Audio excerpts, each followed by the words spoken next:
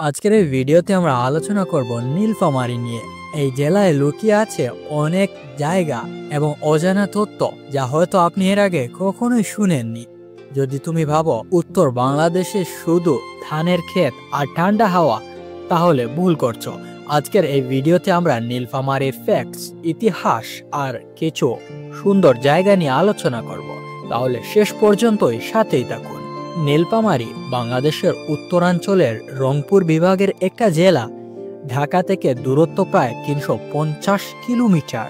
জেলার আয়তন প্রায় ১৫৮১ বর্গ কিলোমিটার, যা বাংলাদেশের মোটামুটি মাঝারি সাইজের একটি জেলা। এখানে ৬টা উপজেলা আছে: নীলফামারী সদর, সৈয়দপুর, জলঢাকা, কিশোরগঞ্জ, ডুমার আর ডিমলা। সৈয়দপুর এখানকার অর্থনৈতিক হাব। এখানে অনেক ইন্ডাস্ট্রি আর বিজনেস চলে। জেলার উত্তরে ভারতের কুচবিহার জেলা, পূর্বে রংপুর আর লালমনিরহাট, দক্ষিণে রংপুর আর দিনাজপুর, পশ্চিমে দিনাজপুর। এখানকার ভূমি সমতল, উর্বর আর এখানে অনেক নদী আছে, যেমন তিস্তা, বুড়ি তিস্তা, ইসামতি, ধুম, কুমলাই, সালকি, চড়া ইত্যাদি। এই নদীগুলো কৃষিতে অনেক বেশি সাহায্য করে। জেলার জলবায়ু ঠান্ডা গরম মিক্স হয়ে আছে। এখানকার জনসংখ্যা প্রায় ২০ থেকে ২৫ লক্ষ। এখানকার ৩০% মানুষ শহরে বাস করে, বাকিরা গ্রামে। ধর্মীয়ভাবে এখানে ৮৪% মানুষ মুসলিম, ১৫% হিন্দু এবং কিছু খ্রিস্টানও আছে এখানে। এখানকার লোকেরা রংপুরি ভাষায় কথা বলে, যা বাংলার একটা উপভাষা। জেলায় ৫ লাখের উপরে পরিবার আছে আর শিশু কিশোরের সংখ্যা এখানে অনেক বেশি। অর্থনীতির দিকে তাকালে বাংলাদেশের বেশিরভাগ জেলারই মতো এটিও কৃষি নির্ভর। এখানে ধান, গম, আলু, তামাক, মরিচ, ভুট্টা, সরিষা, পাট সবকিছুই আছে। জেলার ৪৫% লোক কৃষক, ২৮% শ্রমিক। এখানকার ব্যবসা বাণিজ্য সৈয়দপুরকে কেন্দ্র করে চলে, আর রেলওয়ে ওয়ার্কশপ এখানকার পুরনো গৌরব। জেলা থেকে অনেক লোক বিদেশে কাজ করে টাকা পাঠায়, যা অর্থনীতিকে বুস্ট দেয়।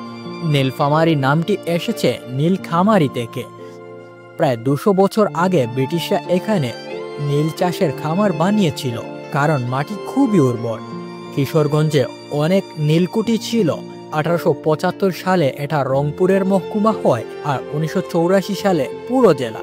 সৈয়দপুরে ব্রিটিশ আমলে ক্যান্টনমেন্ট ছিল, তখন এটা বাংলাদেশের ৩য় বড় শহর ছিল। এবার আসি কিছু সুন্দর সুন্দর জায়গার দিকে। নীলফামারীতে অনেক সুন্দর জায়গা আছে, তার মধ্যে প্রথমেই হচ্ছে নীলসাগর। এটা নীলফামারী সদর থেকে ১৪ কিলোমিটার দক্ষিণ পশ্চিমে। এটা একটা বিশাল দিঘি, আয়তন ২১ হেক্টর, গভীরতা ৭ থেকে ১২ মিটার। রাজা বিরাটের সময় এটি খনন করা হয়েছিল গরুর খামারের জন্য। পরে স্বাধীনতার পর নাম হয় নীলসাগর। চারপাশে ইটের দেওয়াল, সুন্দর ঘাট, পূর্ব পারে হিন্দু মন্দির।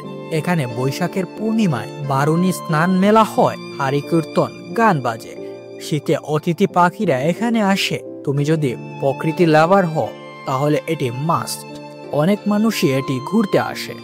দ্বিতীয়টা হচ্ছে তিস্তা ব্যারেজ। এটা তিস্তা নদীর ওপর, জেলার পূর্ব দিকে। এটা শুধু একটা বাঁধ নয়, বাংলাদেশের সবচেয়ে বড় সেচ প্রজেক্ট এটি। দৈর্ঘ্য প্রায় ১৬১৫ মিটার, 44টা গেট আছে এখানে।